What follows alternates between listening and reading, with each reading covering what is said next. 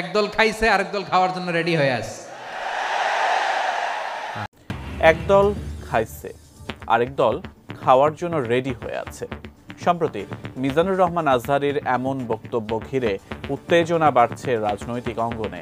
এমন বক্তব্যের মাধ্যমে আজহারী কোন দলকে ইঙ্গিত করলেন তা নিয়েই উঠেছে প্রশ্ন। শুধু তাই নয়, তাঁর এই বক্তব্যে খেপেছেন বিএনপি নেতা শামসুজ্জামান দুদু, সেই সাথে দিয়েছেন বার্তা। আজহারীকে উদ্দেশ্য করে কি বার্তা দিলেন দুদু, জানাচ্ছেন সহকর্মী এসআই রাজ। ওই যে কে যেন আজহার নাকি মাঝার একজন আছে, আগে ওরা খাইছে এখন এরা খেতেছে না, কি বলছে না? ভাইরে, রাজনীতি করবেন স্বনামে আসে, আড়াইলে আবডালি লেগে রাজনীতি করেন। গত ৩ জানুয়ারি যশোরের একটি মাহফিলে যোগ দিয়ে দেশের জনপ্রিয় ইসলামী বক্তা ডক্টর মিজানুর রহমান আজহারী বলেন, স্বাধীনতার পর থেকে শুধু শাসকের হাত বদল হয়েছে, আমরা কিছু পাইনি। একদল খাইছে আরেক দল খাওয়ার জন্য রেডি হয়ে আছে। স্বাধীনতার পর থেকে শুধু শাসকের হাত বদল হয়েছে, আমরা কিছু পাই নাই, ঠিক কিনা বলেন? শুধু ওনাদের দোষ দিয়ে কি লাভ? একদল খাইছে আরেক দল খাওয়ার জন্য রেডি হয়ে আছে।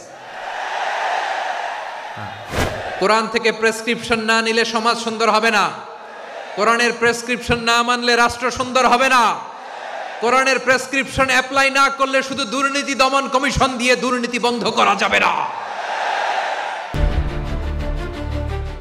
মাহফিলে তিনি আরও বলেন, বাংলাদেশ দুর্নীতির আখড়াখানা। গত ১৫ বছরে উন্নয়নের নামে প্রায় ৩.৫ লাখ কোটি টাকা লুটপাট হয়েছে। লুটপাট করতে করতে এদেশের মানুষকে ফুটপাতে বসিয়ে দেয়া হয়েছে। উপরে ফিটফাট, ভিতরে সদরঘাট, দুর্নীতির আড্ডাখানা, আখড়াখানা বাংলাদেশ, ঠিক কিনা বলেন? গত ১৫ বছরে উন্নয়নের নামে লুটপাট হয়েছে প্রায় ৩.৫ লাখ কোটি টাকা। মানে লুটপাট করতে করতে এদেশের জনগণকে ফুটপাতে বসায় দিচ্ছে।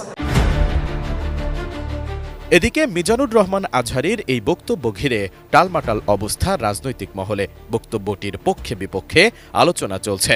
ভক্তরা বলছেন, স্পেসিফিক কোনো দল নয়, বরং বাস্তবতাই তুলে ধরেছেন আজহারী। যে পরিবর্তনের লক্ষ্যে আমরা আন্দোলন করেছিলাম, সেই পরিবর্তন আসলে আসছে না। একদম কথাটি ফেলে দেওয়ার মতো নয়। একটা পার্টি আগে জুলুমের শিকার হচ্ছিল, তারা এখন মানে মজলুম জালিম হয়ে যায় কিনা ওই ভয় থেকেই প্রত্যেকটা মানুষ এই কমেন্টটা করছে, যে যারা এত বছর ধরে দেখেছে, খেয়ে গিয়েছে, বাট এরা খেতে পায়নি, এরা দেখেছে, এখন তারা এসে খাচ্ছে।